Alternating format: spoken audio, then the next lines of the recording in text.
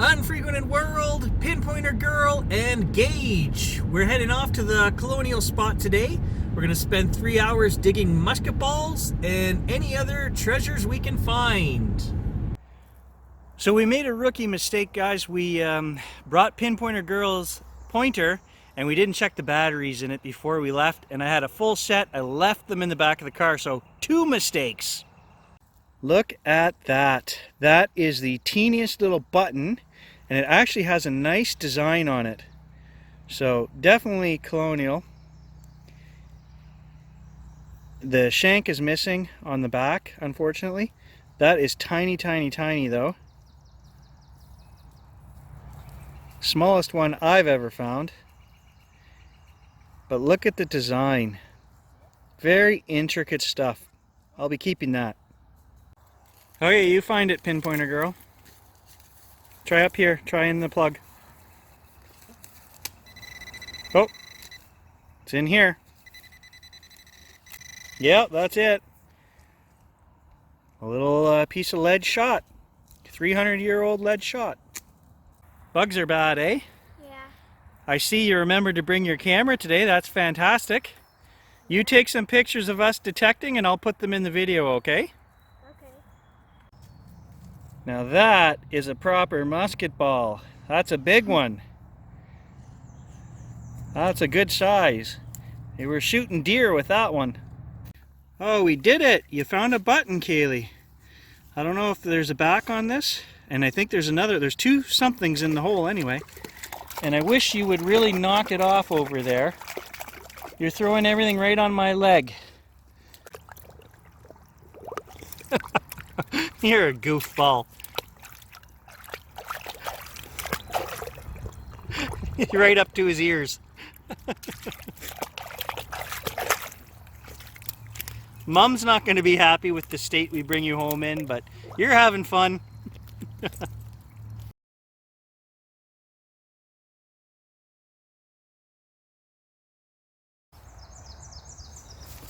Okay guys, so the big wrap up after 2 hours of detecting. We've got all kinds of old square nails and iron bits. Don't ask what the iron rod with the knob on the end of it was for. I can only speculate.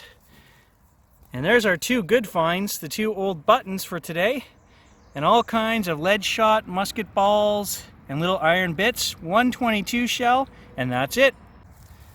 So the important question is, did you have fun? Yes. Perfect. Are you going to come again? Yes. Perfect. Thanks for watching, guys. We'll catch you in the next video.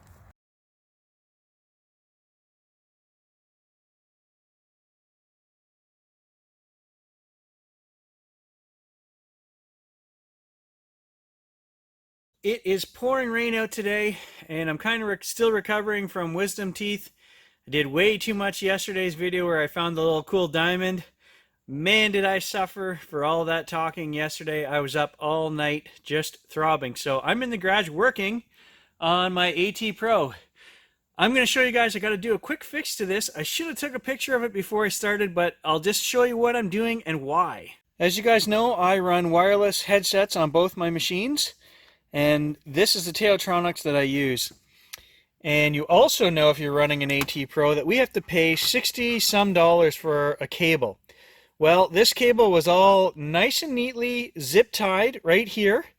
I had the Tailtronics mounted on here, and then you need to have an earphone plug go from the Tailtronics, the 3mm jack there, which was not this cable, by the way.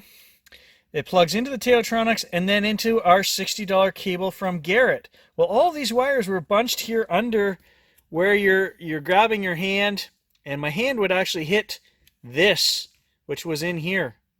And over time, the cable that I had like this got bent where it plugs into the Tailtronics. So my headset's one side would work, and I had to constantly keep plugging it in and unplugging it. So we're going to fix that today. What I'm going to do is I'm going to move this whole cable extension right up the line here.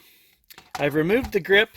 We're going to put this inside the grip through, put the grip back on into where it should go. Maybe we'll throw some gaffer tape around here, and we're going to mount the Tailtronics receiver up here on the back side of the armrest. I'll show you guys that right now when I'm done through the magic of editing.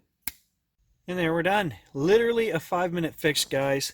So I took the cable down here and I left some slack. We don't want anything tight, because if it's tight, it'll pull on here and you'll get a bad cable here and you'll be replacing that $60 connector. So I left a bit of slack, which is not going to interfere with anything. I ran the cable up through, wrapped it around a couple times, and then I gaffer taped it right up here so that the end is right here. And then the last little connector is this one, which I just had to replace. And all I did was I had a big pull tie that holds this transceiver on, and there's a screw underneath here that holds this whole handle assembly together. I just put the screw right through the back of this strap. So this is still entirely removable. I just have to push the button here and I can click and remove this whole unit. And that's for if I want to put the machine underwater. I just have to, there's a cap that comes with these cables. Put the cap on here, remove this, and you can still go underwater.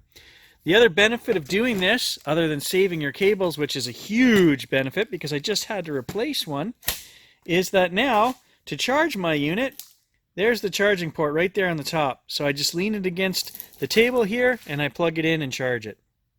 And that is the Unfrequented World Rainy Day Quick Project.